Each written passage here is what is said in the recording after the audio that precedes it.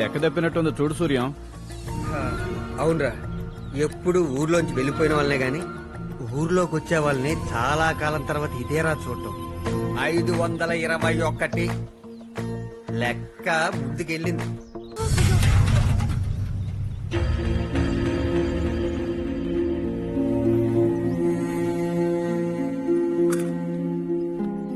ఏమైందమ్మా?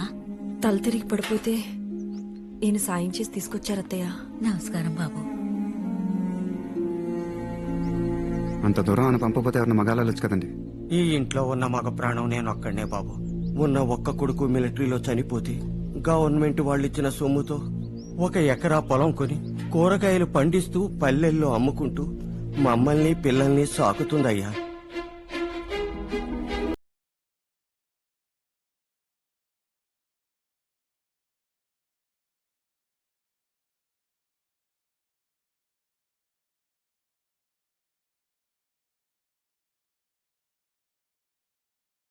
ఊళ్ళో చిన్న పని నుండి వచ్చానండి. ఎక్కడ పడుకోలో తెలియక ఈ చుట్టుపక్కల లాడ్జింగ్ ఏమైనా ఉన్నాయండి? ఇంత మారుమూల ఊళ్ళో లాడ్జీలు ఎలా ఉంటాయి బాబు? ఈ ఊళ్ళో నారాయణరావు అని ఒక పెద్ద మనిషి ఉన్నాడు. ఊళ్ళోకి ఎవరు కొత్త వాళ్ళు వచ్చినా తన ఇంటి ఎదురుగుండా ఉన్న ఖాళీ ఇంట్లో వస్తే ఏర్పాటు చేస్తుంటాడు. మీకు అభ్యంతరం లేకపోతే తీసుకెళ్తాను. అయ్యా 2 బస్తాలు చెట్టు కాడ 2 బస్తాలు గట్టు మీద వేయాలి. నేను వస్తున్నా. బాబు ఫోన్ చేశాడు. దీని మంచి 4 ఫోటోలు తీసి పట్నం పంపించమన్నాడు. అక్కడ మంచి సంబంధాలు ఉన్నాయట. ఈవేళ చేనుకు మందు కొట్టే పనుంది. ఆ పొలం పెద్ద పని. అక్కడ ఏదో బంగారం పండించినట్టు. ఏంటా మాటలు? రేయ్ ఫోన్లేరా, పొలం పని నేను చూసుకుంటాలే గాని దాన్ని తీసుకెళ్లి ఏం కావాలో చూడు. నారాయణరావు, ఇతను మన ఊళ్ళో ఏదో పనుండి వచ్చినట. ఎక్కడుండాలో తెలియక రాత్రి గుళ్ళో పడుకున్నాడు. నారాయణరావు గారు. ఎవరు బాబు? ఈ ఊళ్ళో ఏం పని? నా పేరు హర్షవర్ధన్ అండి. రిమోట్ విలేజెస్ గురించి స్టడీ చేస్తున్నాను. కొన్ని రోజులు ఈ ఊళ్ళోనే ఉండి ఇక్కడ పరిస్థితులు తెలుసుకుందామని. పాడు పడిపోయిన కొంపలు, మాడిపోయిన మోకాలు తెలుసుకోవడానికి ఇంకేముంది ఇక్కడ? నీ బొట్టాళ్ళు ఉండటానికి ఇక్కడ సౌకర్యాలు అంత బాగుండవు బాబు. నీకేం అభ్యంతరం లేకపోతే మా ఇంట్లోనే ఉండొచ్చు. అంటే ఇంట్లో ఎవరు ఉండరని విన్నాను. మీకు అభ్యంతరం లేకపోతే ఇక్కడే ఉంటాను. అది పాడుపడిపోయింది బాబు. నువ్వు ఉండటానికి బాగుండదు. ఎందుకు మా ఇంట్లో ఉండు. పర్లేదు, నాకు కొంచెం ఫ్రీగా ఉంటుందండి. ఒరే ఇల్లు చూపించి దగ్గరుండి ఏం కావాలో చూడు. అలాగే అన్నయ్య. ఎల్లు బాబు. రండి. బాబు, భోజనానికి మాత్రం మా ఇంటికి రండి. అలాగండి. పదండి.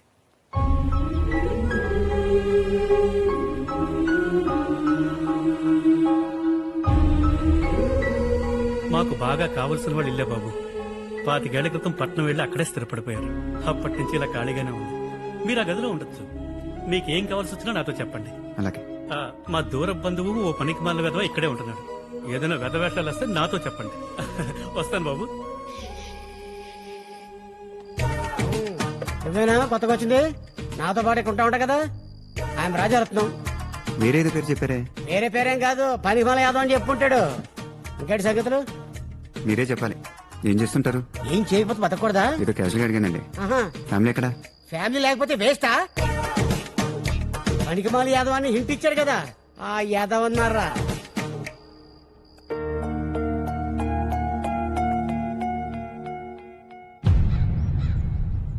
తుంబల్పల్లి జడ్పీటీసీ సత్యగాడు మైక్ ముందు తెగ పాయింట్లు మాట్లాడుతున్నాడంట. వీలు చూసుకుని ఒకసారి మామిడి తోట తీసుకురాట్రా.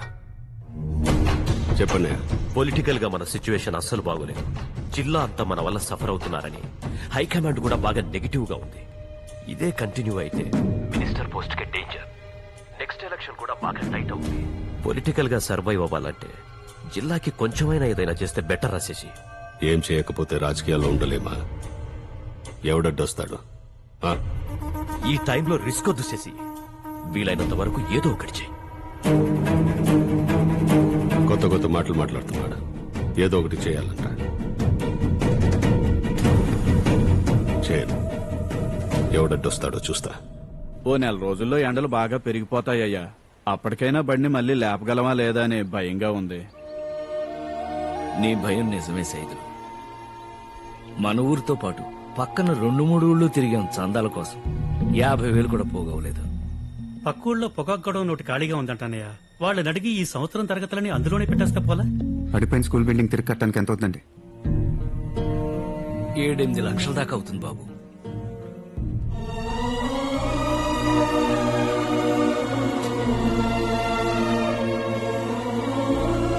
వద్దు బాబు, ఏదో ఊరు చూడటానికి వచ్చానన్నా.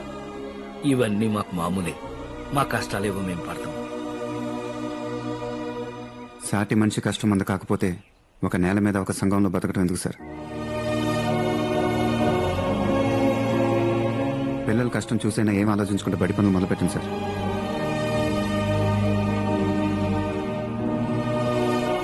మా ఊరే ఎందుకు బాబు? అలాని ఊరని ఏమనుకోలేదండి. ఏదో ఒక మారుమూల ఊరు రావాలనుకున్నాను. మా ఫ్రెండ్ అప్పారావు, అదే మీ బంధువు అనుకుంటా, ఈ ఊరి పేరు చెప్పాడు వచ్చానంతే. మన అప్పారావు వైనం పద్ధతి లేని ముద్దేదో అనుకున్నాను గాని మన ఊరు గురించి ఎంత బాధ్యతగా ఉన్నాడ్రా. వీలు చూసుకుని ఎప్పుడైనా ఒకసారి వచ్చాడు మనం. అలాగే. చూసి చాలా రోజులైంది. అసలు నేను లేకపోతే పుల్ల తీసి పుల్ల పెట్టరు అక్కడ. అసలు ఎంతమందిని manage ఇదేనా రావటం అప్పారావు? అవునత్తయ్య. అమ్మా నాన్న బాగున్నారా? బాగున్నారు అత్తయ్య. అయినా నేనుండగా వాళ్ళకింటత్తయ్య ఆనందంతో చెలరైపోతున్నారు. వాడు సరేరా, నీ సంగతి ఏంటి? అసలు పెళ్లి కదా ఇంకా? చాలా సంబంధాలు వస్తున్నాయి అత్తయ్య. ఒక స్టేజ్ లో ఇరిటేషన్ వస్తుంది, కానీ మనం కోరుకున్న అమ్మాయి దొరకాలంటే కొంచెం టైం పడుతుంది కదా. అవునా? మరి మీ అమ్మ ఏంటి? ఏం చెప్తుంది? మా ఎదవ ఏ అమ్మాయికి నచ్చట్లేదు. అసలు పెళ్ళవుతుందో లేదో ఈ సన్నాసికని నాతో బాధపడింది. జోకు. ఎరా అరే రే రే, బాగున్నారా మావయ్య? బాగున్నాను రా, బాగున్నాను. ఆ, చిన్నప్పుడు అల్లరి చిల్లరగా తిరుగుతా ఉంటే ఎప్పుడు ఎదుగుతావో అనుకునేవాడిని. కానీ నీ స్నేహితుడిని పంపించి ఈ ఊరికి సహాయం చేశావంటే చాలా సంతోషంగా ఉందా. నా ఫ్రెండా? అదేంట్రా, నీకు తెలీదా? నా ఫ్రెండ్ నాకు తెలీదు, నేనే పంపించా. ఇంతకీ మా ఫ్రెండ్ ఇక్కడ మావయ్య? ఎదురిట్లోరా. నేను వెళ్ళి పలకరించి వస్తాను. హర్ష, నువ్వేంటి ఇక్కడ? మీ ఇంట్లో ఏదో హాలిడేకి వెళ్ళావన్నారు. మా ఊళ్ళో ఏం చేస్తున్నావు? ఇది మా ఊరే. మీ ఊరా? నాతో ఎప్పుడు చెప్పలేదు? నాకే మధ్యనే తెలిసింది. చాలా ఏళ్ల క్రితం మా ఫ్యామిలీ సిటీకి వచ్చారు. అందుకే ఊరికి ఏమైనా చేద్దామని వచ్చాను. వాళ్ళ వాళ్ళ అబ్బాయిని తెలిస్తే వాళ్ళు ఎలా ఉంటారని నీ వల్లే ఊరికి వచ్చానని చెప్పాను. నువ్వు అలానే మెయింటైన్ చేయి. ఇదేదో నా కోసమే జరుగుతుంటుంది. యాక్చువల్లీ నేను చారు క్లైస్తుంటే నాకు పనట్లా. ఇప్పుడు నీ వల్ల వాళ్ళ ఫ్యామిలీకి నేను చాలా గొప్పలా కనబడుతున్నాను. స్వామి రంగం, వాళ్ళు ఇదే మాయలో ఉండగా చారు నేను సొంతం చేసుకోవాలి.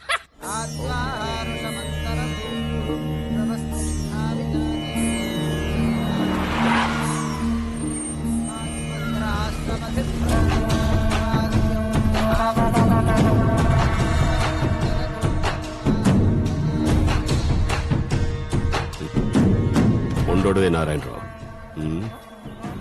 వద్దన్నాను, కుదరదన్నాను. అయినా పట్టు వదలకుండా పడి మొదలు పెడుతున్నావు. ఇంత పని నా ఒక్కడ వల్ల ఎలా వీలవుతుందండి? ఎక్కడి నుంచి వచ్చాడో ఆ బాబు మన ఊరికొచ్చి తన సొంత డబ్బులతో ఈ బడిని కట్టిస్తున్నాడండి.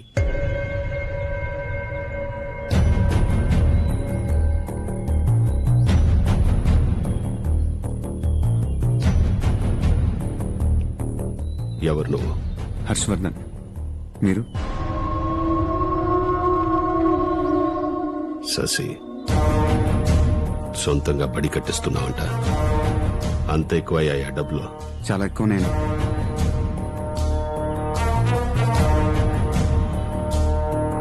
ఈ ఊళ్ళో ఎందుకు? మంచి జరుగుతుంటే నవ్వేసలక ఎందుకేంటని క్వశ్చన్ అడుగుతారేంటి సార్? బడి కట్టిస్తావు, తర్వాత రుచి మరిగి ఊళ్ళో అది కావాలి ఇది కావాలి అని కొంతమ్మ కోరికలు అడుగుతావు. ఏం అడుగుతారు? బడి అడుగుతారు, గుడి అడుగుతారు, రోడ్డు అడుగుతారు, నీళ్ళు అడుగుతారు. ఇచ్చేస్తే పోలా? సరదాగున్నావు. ఎప్పుడైనా ఇంటికి రా, వేట కోయిస్తా. ఇక్కడే ఉంటానుగా, వస్తూ ఉంటా.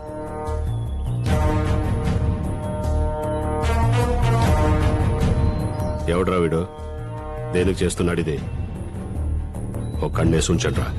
చెయ్యి అన్న. ఢిల్లీ నుంచి అన్న ఏదో ఒకటి చేయమంటున్నాడుగా. మనం చెయ్యం. ఆడు చేసేదంతా మన అకౌంట్ లో పడుతుంది.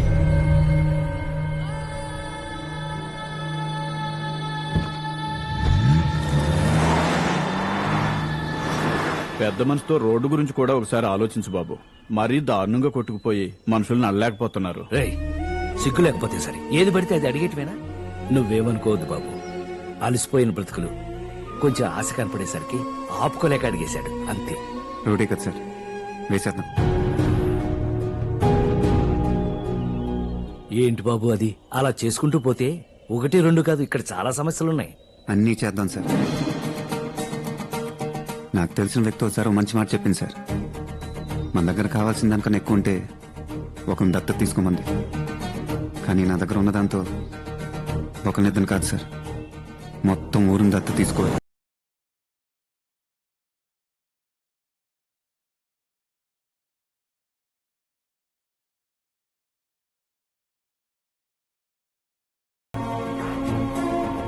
అలసిపోయిన మాసిపోయిన ఈ ఊరిని అందంగా ఆనందంగా ఉండేలా చేస్తాను.